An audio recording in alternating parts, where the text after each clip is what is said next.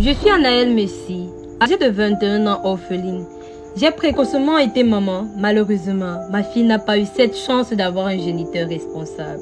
Maman à double rôle est le nom que je me suis attribué pour ma bien-aimée, dans l'optique de l'élever dignement et frugalement, où j'ai décidé de me lancer dans la vente à la sauvette. Lors de celle-ci, je fais la rencontre d'une vieille amie nommée Kimi Dimala. Au premier regard, physiquement, elle donne l'impression d'avoir réussi. Très content de me revoir après plusieurs années. Étonnée de voir ce que je suis devenue, car pour elle, j'avais un avenir très brillant, vu le fait que j'étais l'une des meilleures élèves de notre lycée. Attristé, je lui marre un fragment de mon passé. Kimi, après l'obtention de notre baccalauréat, j'ai perdu mes parents dans un accident de voiture. Une semaine après leurs obsèques, ma famille paternelle m'a mise à la rue et je me suis retrouvée dans les bras d'un homme qui m'a hébergée. Mais il abusa de moi alors qu'il était marié. À nouveau, je me retrouve dans la rue et cette fois, étant enceinte. C'est alors que Kimi me remet sa carte de visite pour en discuter plus tard. J'étais très contente de la revoir. En elle, je voyais la femme que j'aurais pu devenir si la vie ne m'avait pas enseigné. Quelle tristesse! J'ai couru immédiatement pour revoir ma fille qui était chez maman Sabine, cette femme qui prend soin d'elle lorsque je suis occupée. Une semaine plus tard, je décide d'honorer au rendez-vous de Kimi, au splendide restaurant La Méditerranée, situé dans la capitale économique camerounaise, en face de l'hôtel Aqua Palace.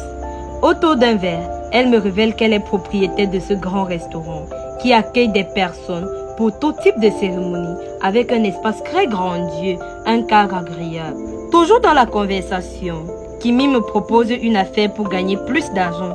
Celle-ci consistait à lui apporter 15 couches jetables de bébé déjà usées tous les samedis pour une somme de 250 000 francs. Quelle joie! Waouh! Par curiosité, je lui demande quelle était l'utilité de celle-ci. Elle me répond qu'elle est en partenariat avec de grands laboratoires qui font des analyses sur ceux-ci. Mais elle m'interdit strictement d'apporter les couches de ma fille ou ceux des enfants de mes proches. J'accepte très fièrement sa proposition, sans trouver d'inconvénient, car cela pouvait me faire gagner beaucoup d'argent. Mais le temps me tenait au cou qu'il fallait que je m'en aille rejoindre ma fille. Mais elle me rappela à nouveau de ne pas apporter les couches de ma fille ou ceux de mes proches. Le lendemain, je me lance dans ma nouvelle affaire. Celle-ci semblait très facile pour moi car je trouvais des couches un peu de partout.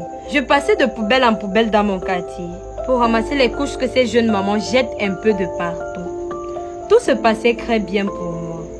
En ce moment, ma fille elle était avec maman Sabine, cette femme qui s'occupe si bien d'elle à mon insu, qui est devenue pour elle une grand-mère. Quelques heures plus tard, je me rends dans son restaurant.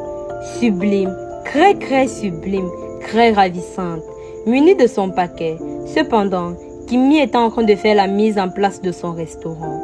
Elle m'offre une accueil très chaleureuse et me demande pourquoi est-ce que j'ai accusé d'un retard.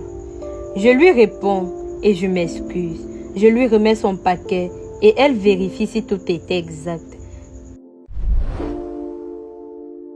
Très contente d'avoir reçu sa marchandise, elle plongea sa main dans son sac et sortit de là une grosse somme d'argent. Waouh, waouh! J'étais très heureuse et je n'en croyais pas mes yeux, car c'était la première fois pour moi de toucher une aussi grosse somme d'argent. En plus, je l'avais gagnée d'une manière très facile.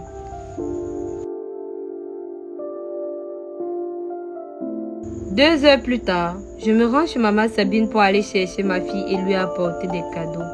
Très fière de me voir, elle me demande où est-ce que j'ai pris tout cet argent pour lui acheter des cadeaux, connaissant ma situation financière. Je contourne la vérité en lui disant que dorénavant, je travaille pour une structure qui fait dans l'élevage, vente de poissons, appelée Mboa Fish, située à Lokpom, Douala, dans la capitale économique du Cameroun. Elle contemple fièrement ses cadeaux. Au moment de partir, je lui donne une somme de 50 000 francs CFA pour ses besoins. Très contente, elle me remercie, me bénit énormément, car elle était pour moi la mère que je n'ai pas pu avoir pour longtemps. La grand-mère de ma fille, elle me prenait pour l'enfant qu'elle avait engendré. Un mois plus tard, je continue mon boulot qui était très facile car j'avais déjà repéré les maisons où il y avait des bébés, dans le but de passer plus tard ramasser les couches, sans toutefois attirer l'attention, ni gêner des gens avec du bruit. Ce jour n'était pas très facile pour moi comme tous les autres, car j'étais déjà passé dans tous les endroits où j'avais l'habitude d'en trouver.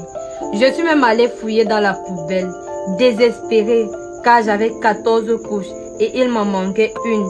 Alors, je décide de partir voir ma fille chez Maman Sabine, celle-ci qui l'a gardée à mon insu.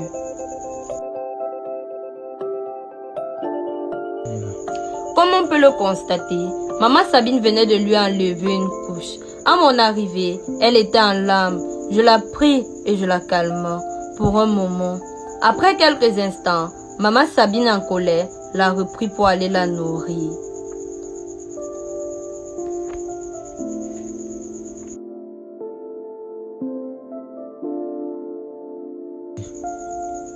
Assise, très désespérée, je vérifie le nombre de couches que j'avais et c'était toujours 14.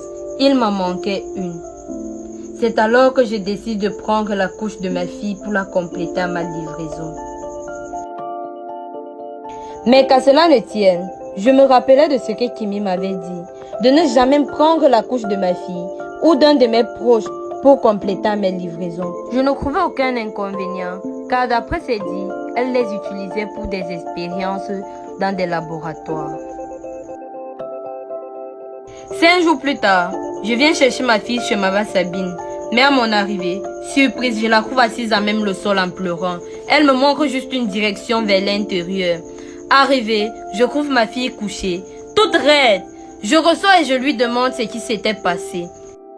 Sabine me répond qu'elle a trouvé ma fille décédée, qu'elle ne sait réellement pas ce qui s'était passé. Le cœur meurtri, désespéré, en pleurant, car elle était tout ce pourquoi je me battais au quotidien tous les jours. C'est alors que je me souviens immédiatement que lors de notre première rencontre, Kimi m'avait strictement interdit d'apporter les couches d'un de mes proches, encore moins ceux de ma fille. C'est où je comprends la véritable utilité de ces couches et la provenance de tout son luxe. Je raconte alors ce qui s'était réellement passé à Maman Sabine et la provenance de tout mon argent et de tous les cadeaux que je lui offrais. Maman Sabine, déçue de moi, avec toutes les valeurs qu'elle m'avait inculquées, aujourd'hui, je suis la cause de la mort de ma propre fille. Le but de cette vidéo est de sensibiliser les mamans qui passent le temps à jeter les couches de leur bébé un peu de partout.